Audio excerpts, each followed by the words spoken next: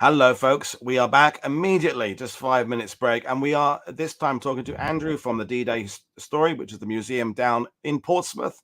I'm very familiar with that. I've been going down to Portsmouth and South Sea for many, many years. And he'll be back at some point on the channel after all the D-Day anniversary to talk about his book about landing craft on D-Day. We just couldn't fit everything in right this week because he's busy and I'm busy. But we're going to talk about some of the objects they have in the museum that pertain to D-Day. I'll bring him in now.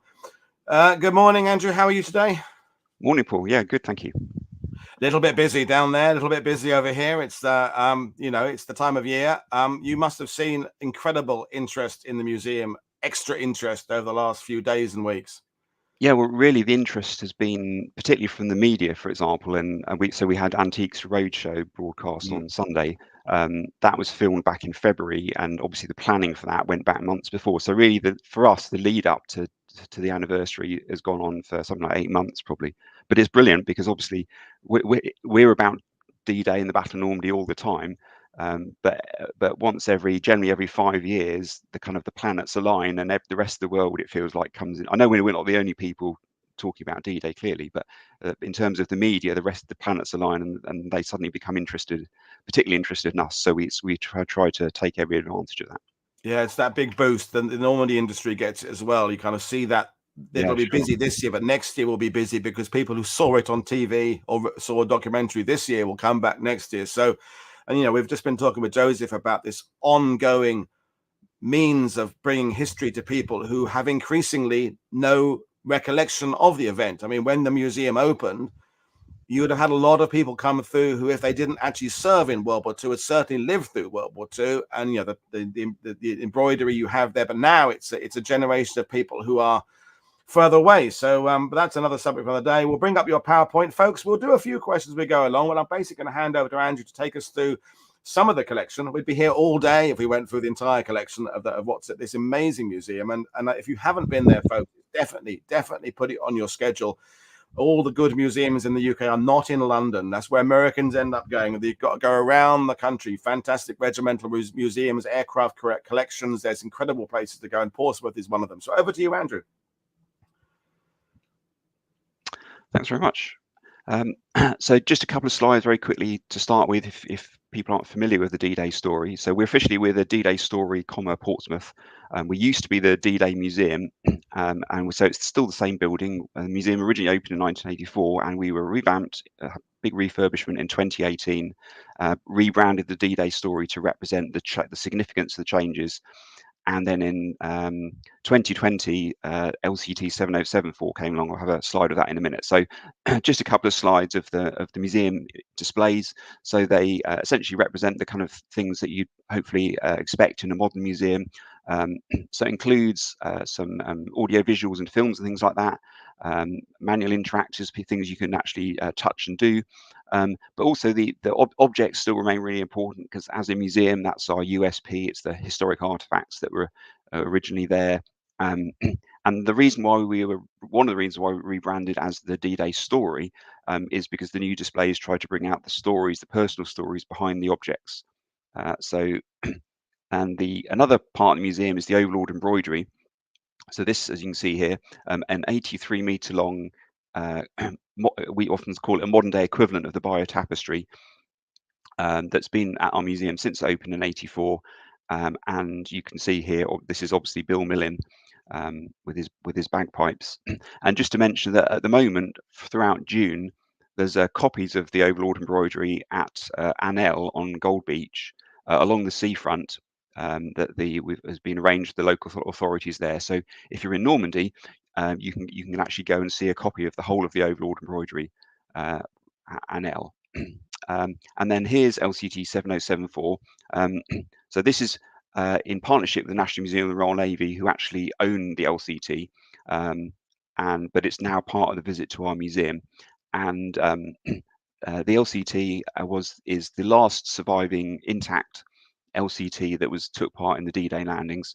So it carried troops from Force L, the follow-up forces, 7th Armoured Division, and they ended up landing early on the 7th of June rather than late on the 6th of June, which was the original plan. But this photo shows the LCT moving to site from just along the seafront, so it's a few hundred meters from the museum. And I put this in partly because it represents the scale. You can see the people there, but also it always amuses me that if you see the little orange figure in the bottom right corner, the movement of the entire LCT is being controlled by that one guy who has a little controller with basically sort of joysticks, and he can control the movement of the wheels under the LCT. So always amazed me how that was done. And just one other thing, this year we've got a project called DDay and 80 Objects, which, as the name suggests, it's a collection, not a physical collection, but an online collection, and also a book, as you can see here, of objects from our collections, from the Imperial War Museums, National Army Museum, Royal Air Force Museum, and National Museum of the Royal Navy, and several other museums. So that's on our website, social media, and the book you can get from our website.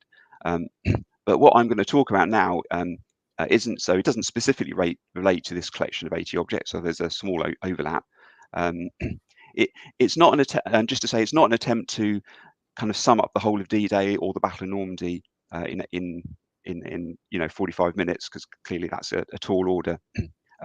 It is a bit of a sort of personal selection, some objects that I thought might be interesting to World War II TV viewers, and taking into account that probably the typical viewer has maybe has a bit, well, I'm sure has a bit more interest and knowledge in the subject than the typical member of the public. I should hope so. After personally, it's great to be able to 1,070 shows, I hope they have got more knowledge now. Yeah. Sure. And yeah, so personally, it's great to be able to expand on these a bit more than could potentially do in the museum. I should have said that the museum, so we called the D-Day story, but that's D-Day in the sense that it's often used, meaning the whole of the Normandy campaign. So the Battle of Normandy story or something similar is a bit inelegant. So despite the name, the D-Day story, we're trying to cover the whole campaign, nationally and internationally, not just looking at the Portsmouth area. So the first coat is this one that features on the cover of the book.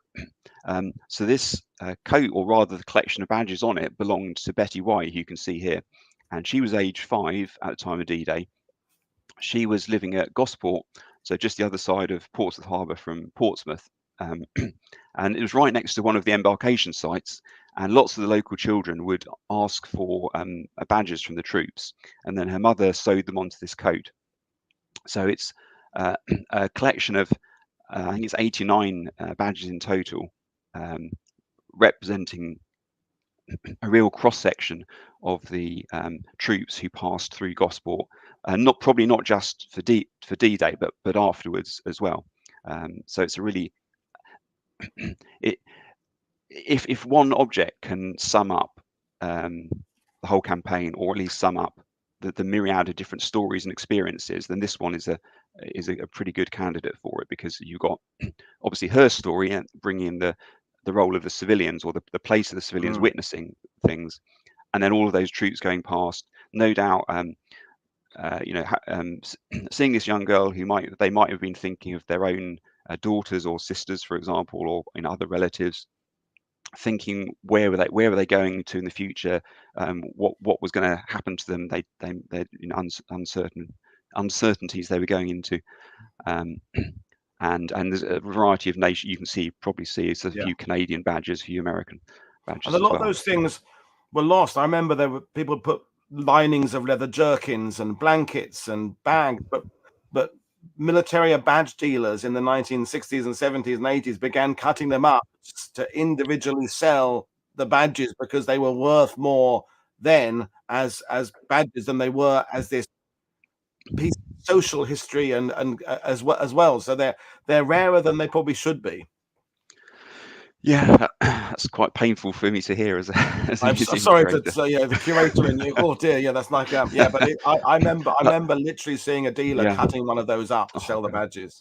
Terrible. But I always, when people bring things in like this to give them to the museum, which is really amazing, when people donate things like this to the museum or anything, it always makes me wonder what else is out there, either sitting in an attic, or that someone may have just thrown out because they thought, oh, this isn't important. But I'll never know. Okay, so that's the first object.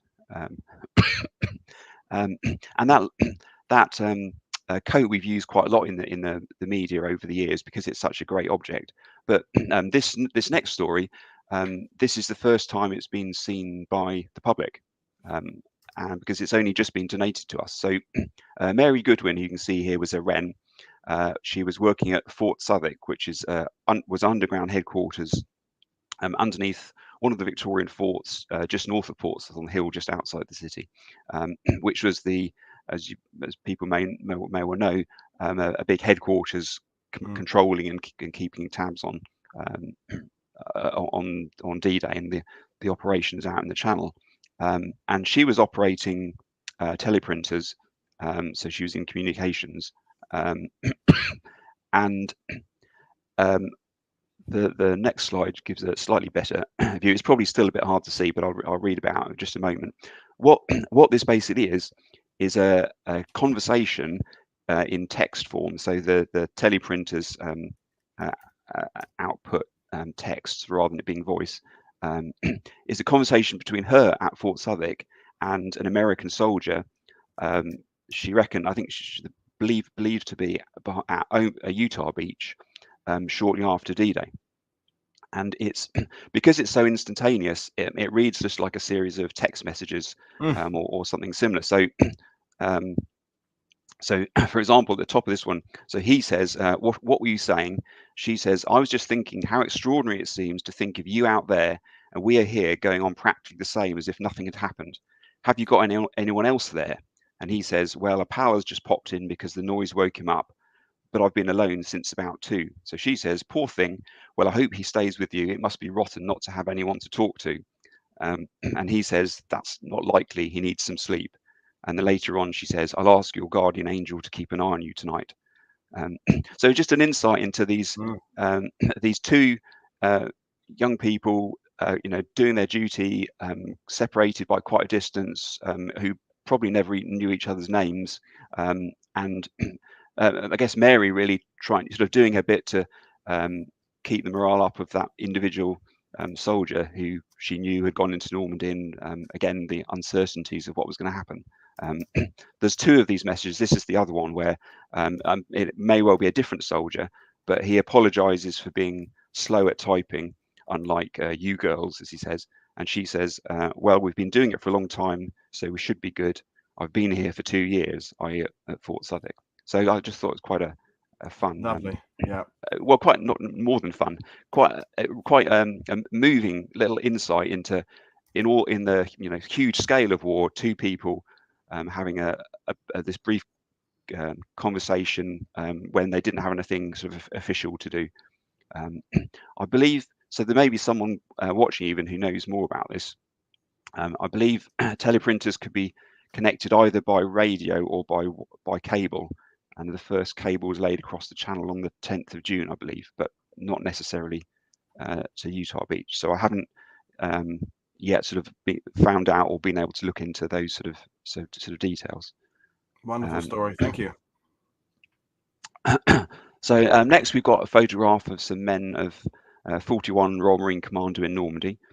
And right-hand photo looks like they've been doing a bit of a foxhole digging or something maybe. And so you might look at these and think, okay, that's nice, and some fairly clear photos of some individual troops, individual Marines. But there's a slight twist here. So we go back in the sequence of photos. I'm not showing every single one, but this is all within one film. So here we've got another photograph from that film, and some people may recognise this is the one of the bunkers at the German radar station at WW2TV Brigadier. Okay, so that's where a place where that commando were. So that's not too surprising. Then we go back again, and here we have a couple of photos on the film from very different people. So these are a couple of the German garrison at that radar station. And the story here is actually that the camera originally belonged to one of the Luftwaffe personnel there. We don't know his name. And then it was captured or liberated by Godfrey Hammond, one of these Royal Marine Commandos, who then naturally used it to photograph some of his comrades. So again, it's a both. There's a nice little story there, quite an intriguing story. Some quite nice photographs of the radar station site, so here's another one. Both a bit blurry, unfortunately, but this is again in the German period of the ownership of the camera, and you can just see some of the garrison just sort of relaxing a bit in their off-duty hours. And here's Godfrey Hammond with his son. I think this was shortly before he went off to D-Day.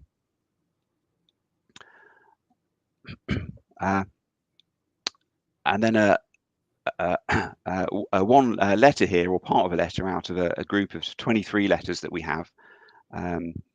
And these are, so I mean, I suppose letters from Normandy are, I mean, they're not really common, but they're not completely unique. What's maybe a bit more unusual about this set of letters is that they're from the period when Jack Golen, this young soldier, he was aged 18, was doing his army training.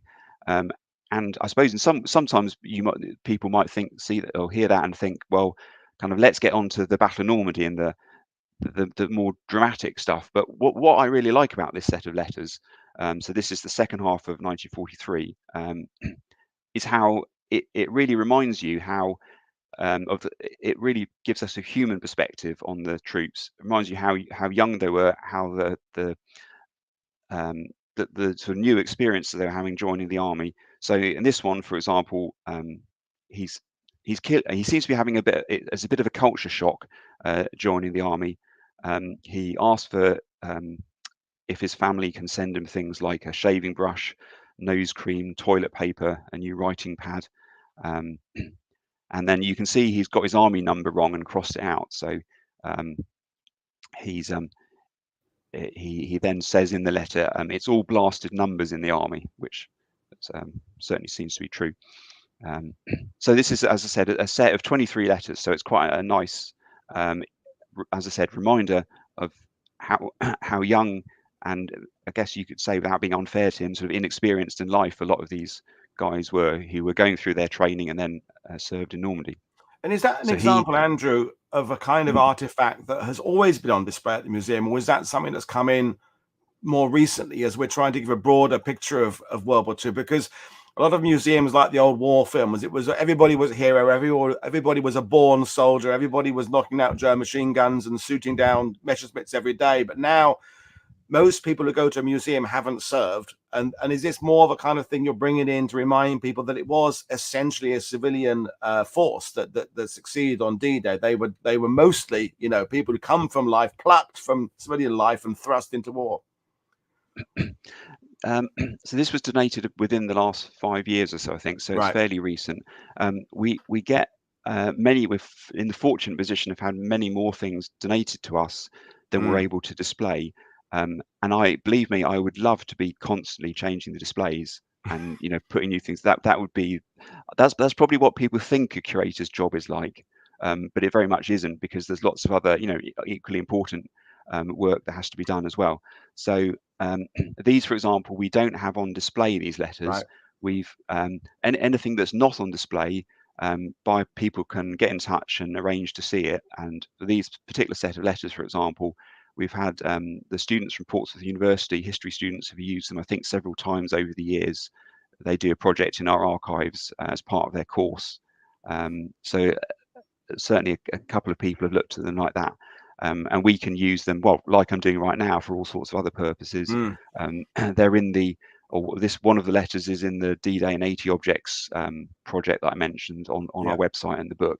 So I think it's quite important to just stress to people that if they're not familiar with the point that museums' collections are much more than about putting things on display, and then museums can do lots of things with objects that aren't on display, not least preserving them and making them accessible to the public in the future. Yeah, thank you. So at the end of his story, he later served in the Hallamshire Battalion, York and Lancashire Regiment. So he fought in Normandy and was sadly killed on the 23rd of July. and so he's buried out there. Mm. So it's, you know, a sort of sad end to that story. Yeah. And then the next story relates to this gentleman, Harry Etheridge, who served on Chant 53, a Channel tanker. He joined the Merchant Navy before the war, and he was in command of several Merchant Navy ships in World War II. And for the period of D-Day, it was this Channel tanker, so carrying fuel. And he wrote this lovely log up at the time. So it's a really detailed account of what was going on. So this particular page, obviously, you can't really make out the detail, but just to give you a picture, this is an entry for the 5th of July 1944, arriving at Port-en-Bessin to offload fuel there.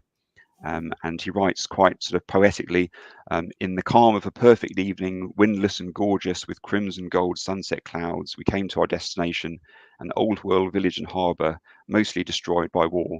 And then he goes on, as darkness fell, the rumble of war only 4 miles away was clearly heard, the heavier detonations making the ship vibrate, while closer bursts of fire made the atmosphere shudder.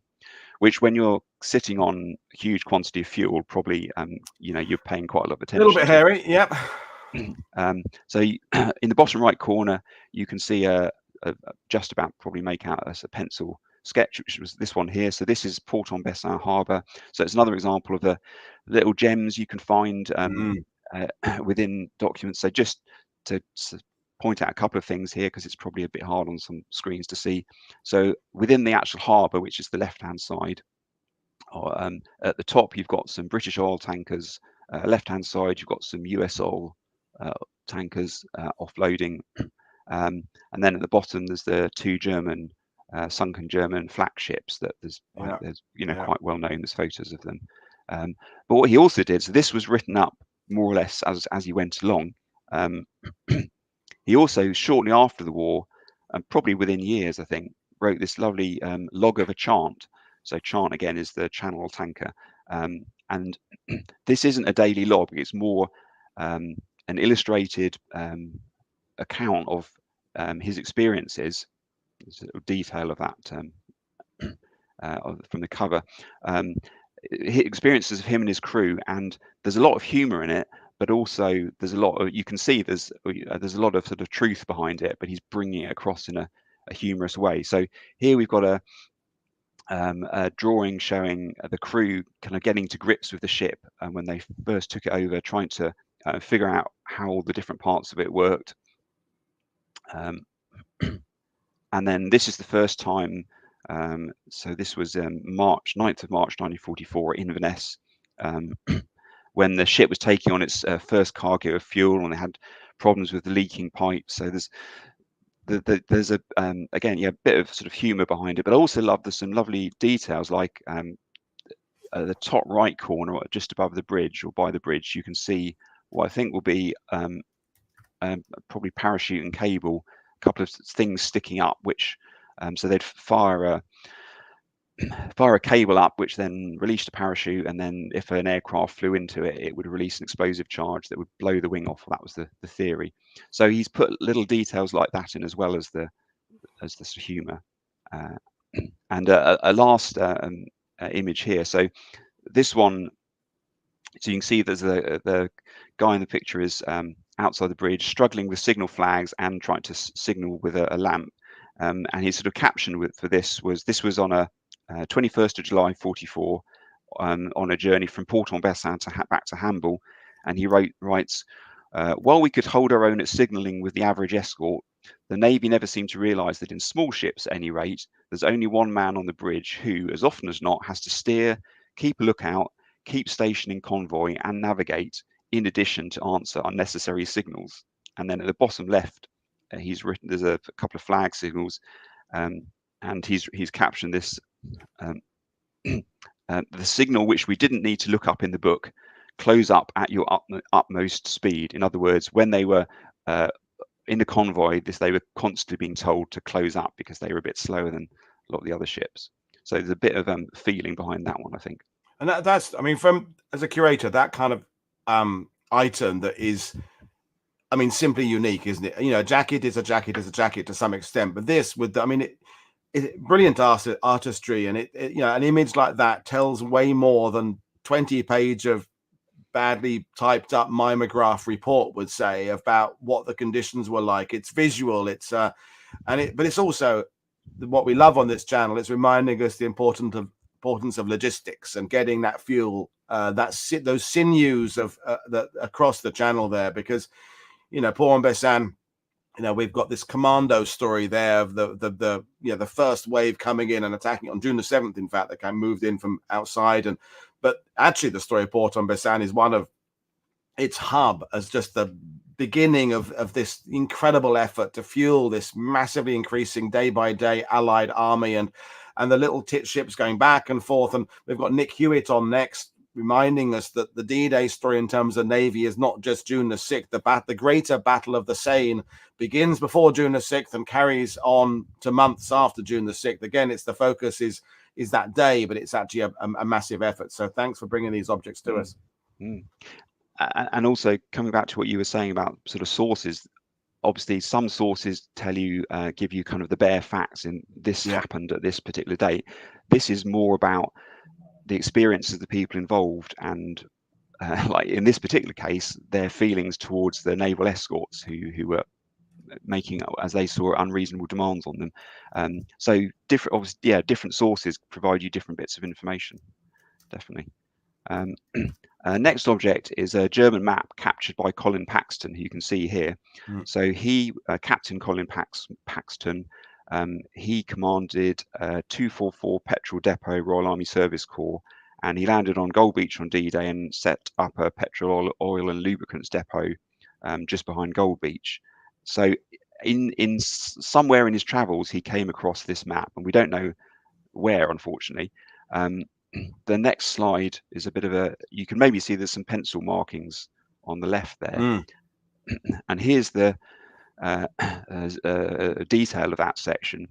So we don't know any more of the story, but looking at the evidence, it appears to be a map used on D-Day by some German headquarters as reports were coming in of the Allies landing. And so you can see some initial arrows just off the coast, some on the coast, and then off to the left there's places circled, and you can just bottom left corner is Bayeux. So it appears to be recording as reports come in, the Germans trying to figure out, or this particular headquarters, maybe a unit of 352nd Infantry Division perhaps, trying to kind of piece together what's going on, where the Allies are, and then I guess at some point either the map was just abandoned, or who knows what happened to the person who was with it. So there's quite a mystery there, but I just think it's that appears to me to be the only, or the almost certain explanation behind the history behind it. But any thoughts from that point of view, the German reaction, but mystery is part of the story there, isn't it? Is that the Germans, the Allies, everybody going into Overlord from the Allied point of view knew exactly what their role was, knew where they were supposed to be going, where they were meant to be going. Beyond that, who was in command, what the next stages were, etc., etc., etc. But the Germans have none of that information, of course. Thankfully, that's why we're able to talk in freedom 80 years on. So they are having to piece together, with limited information, what the hell is happening, and they're getting the confusing picture sent to them with the Ruperts being dropped towards Brittany on the train, rail attacks on railway lines across France and Belgium and Norway. And so that map, the fact that you don't know the story is actually the story. The Germans didn't know the story either. That the fact that they go, well, what's happening? Where are they going? Is this a big thing? Is this a commando raid? Is this the invasion? That is the story from my historian's point of view. That's the story. That there is confusion. There isn't a complete picture from the German side. Yeah, no, definitely. Brilliant. Right. And now we've got two different war correspondents, both who are in Normandy, and with both of these we're lucky enough to have quite a large collection of their papers, most of which are on our website. So if this piques people's interests, they can actually read a lot of these reports that I'll show you some examples of in just a second, on the D-Day Stories website. So top left, you've got Robert Dunnett. So he was a BBC war correspondent.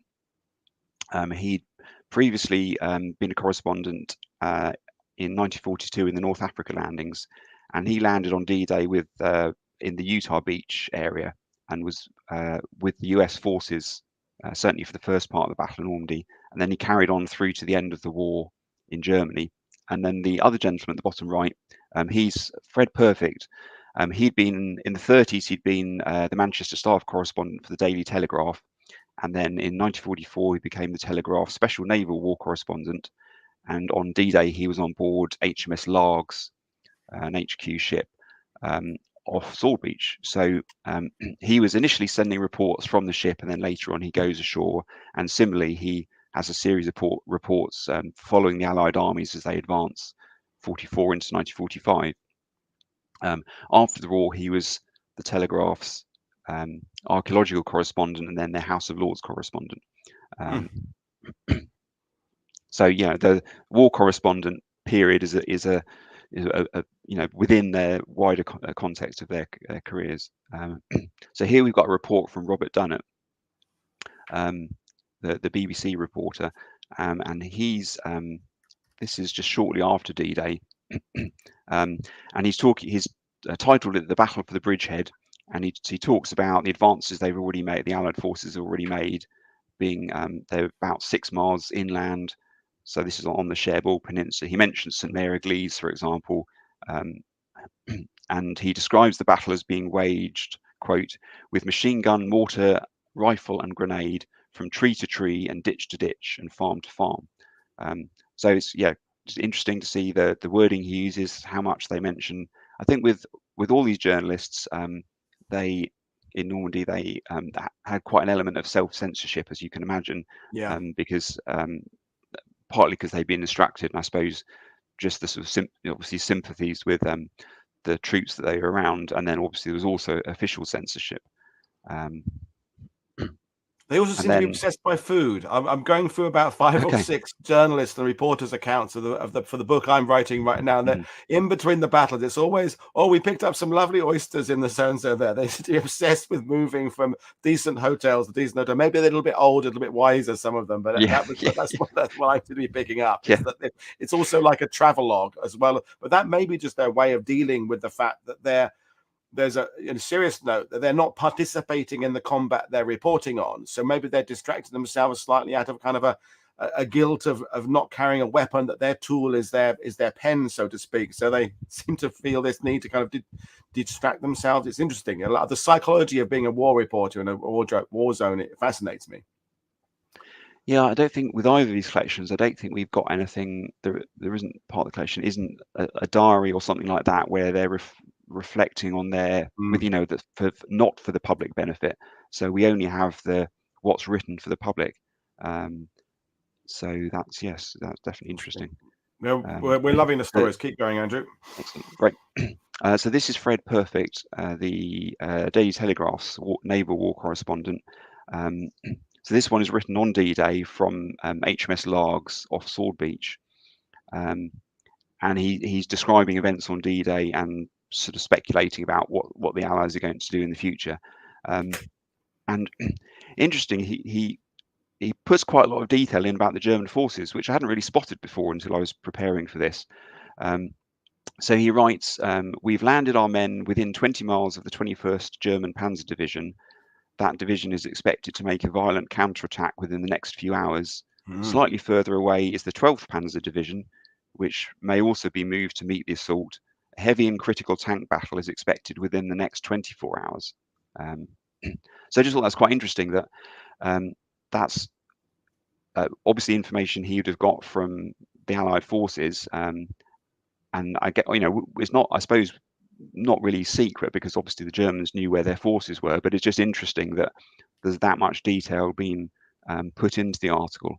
And one thing I've never done systematically is, and it's a great project for someone who wants to research this, to go through the drafts, because this is the copy he'd have typed out, and he kept this is the second copy he'd have kept, and then he'd have sent the top copy back to the newspaper so comparing this copy with what was eventually published and see if there's anything that's left out, either because the censor took it out or so. Definitely interesting.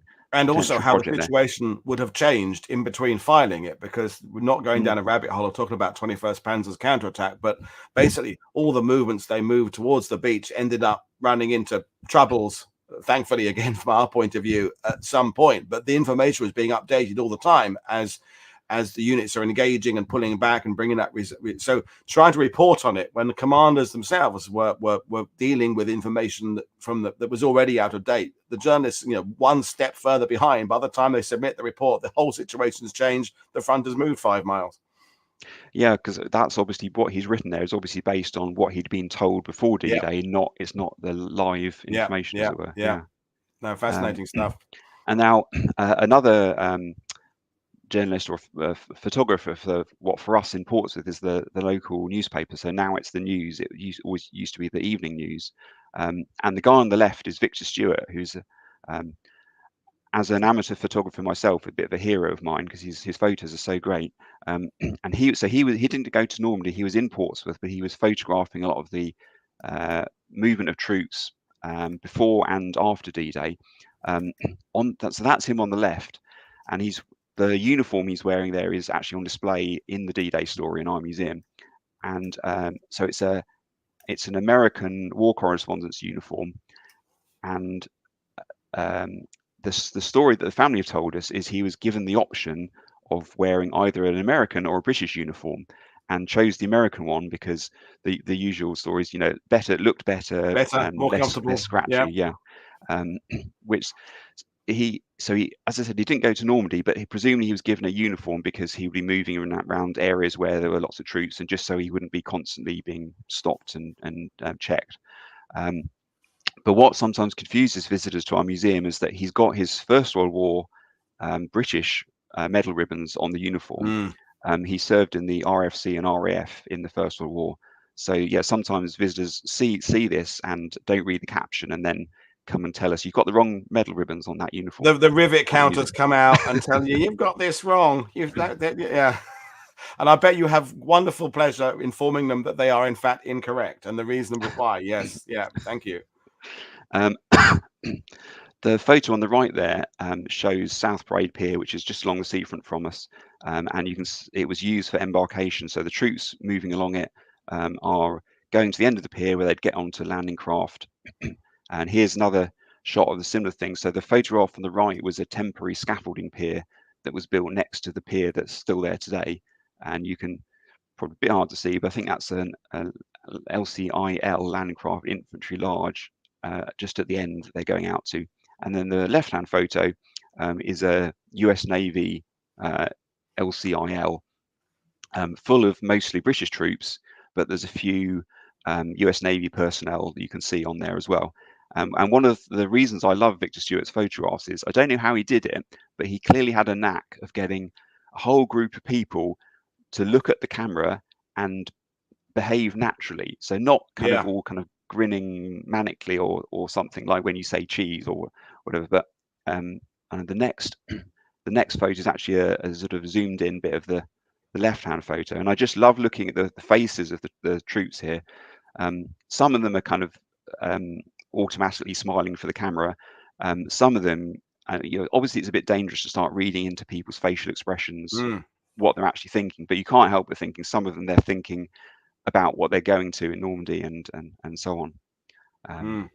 So anyway, there's a range of reactions there, aren't there? I mean, from sort of a humorous reaction to whatever he's, has he pulled a hand puppet out of his tunic or something, and like a sooty puppet or something, or has he told a dirty joke or something? But you're catching people in that moment when they know they've got this big world-changing event coming up, and you're breaking that tension for a few seconds to get a good photo, which for us records that moment of the mixed feelings that people having. And we must remind ourselves that although the landings are well underway by this point, there are still thousands more coming over the third and fourth and waves, and all those still stacked up in the south of England who are going to be coming over the next few days and weeks. And the range of emotions anyone would have been through during that period, we can't even begin to comprehend it. I've just got two more objects or groups of objects. And this, I don't know how common this is. It's probably not, certainly not unique. But these are some examples of repurposed German military equipment. So repurposed by the French. And we actually got these at auction in Normandy a few years back. So top left, some German military buttons that have been repainted. And you can see the paint on some of them is coming off, revealing the grey underneath. And then at the bottom, we've got a coal scuttle made from with a potato masher hand grenade handle. And then on the right, a German gas case made as converted into a water pail. So yeah, just an example of how the French were having to. Well, I guess there was a lot of this equipment lying around, and I think I've read somewhere that it was actually a fairly big industry to repurpose this. Yeah, no, definitely. It was the farmers would gather a certain type of thing, like they would convert German helmets into, you know, feed things to feed the chickens, or they would convert the bits of airfield into fencing, and each kind of farmer would have it be a specialist in one kind of, in a sense, recycling. And it was how, in many ways, how France was able to carry on existing for the 10-15 years. The occupation had gone, but they recycled all the German stuff and enabled to keep on going. The Hitler's dead ghost would have been frustrated that his Third Reich has ended, and now they're just using his war material as just day-to-day stuff. You know, like the Volkswagen Beetle becoming the symbol of love in the 60s. Hitler would have hated that. Anyway, I digress.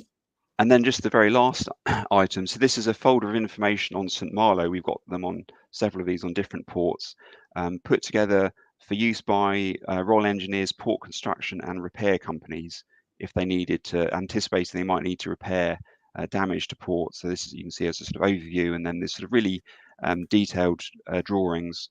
And so just one example of the kind of preparation and planning and the information gathering that was done ahead of D-Day. So that's my last slide.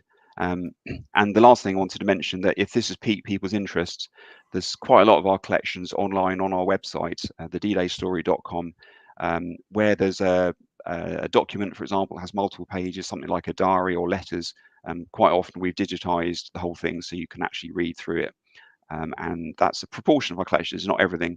And as I said, if people want to, are interested in specific things, topics, etc., then I can check and see what we've got, and they can potentially come and look at them. Obviously, a bit busy at the moment, but when things quieten down later today. We'll just have a couple of minutes to round things up, because I'm going to be asking people who are coming on. This is the second of 8 shows. You know what?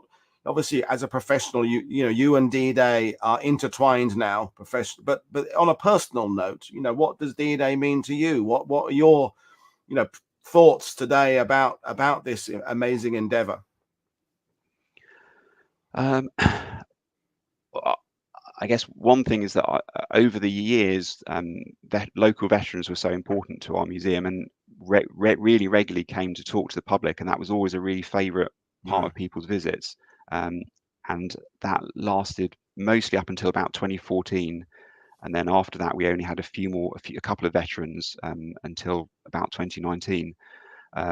So seeing in the national ceremony yesterday, for example, here in Portsmouth, seeing veterans featured, I thought featured really well and really prominently, including 2 in person, was really nice. Just made me think of the times when we used to have veterans visiting really regularly.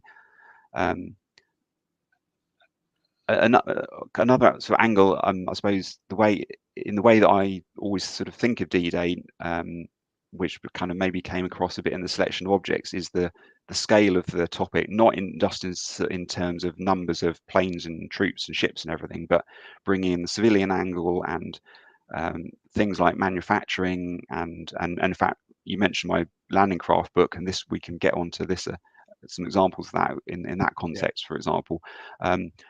But one of the reasons why I've been here at the Creator of the D-Day Story for so long now is because the story of D-Day, the Normandy campaign, and everything involved with the context, the preparations is so rich with so many different angles and connections.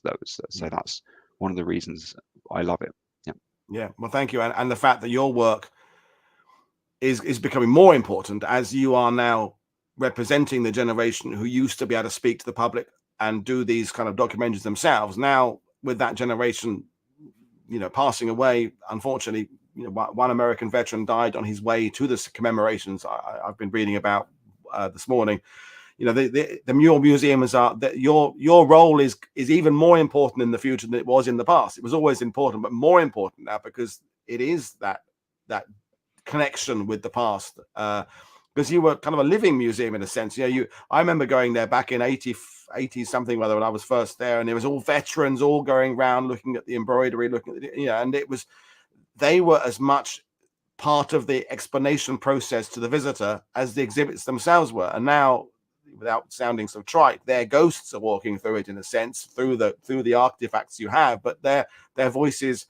Well, you have the wonderful interactive oral things you have going on there, and the holograms and stuff.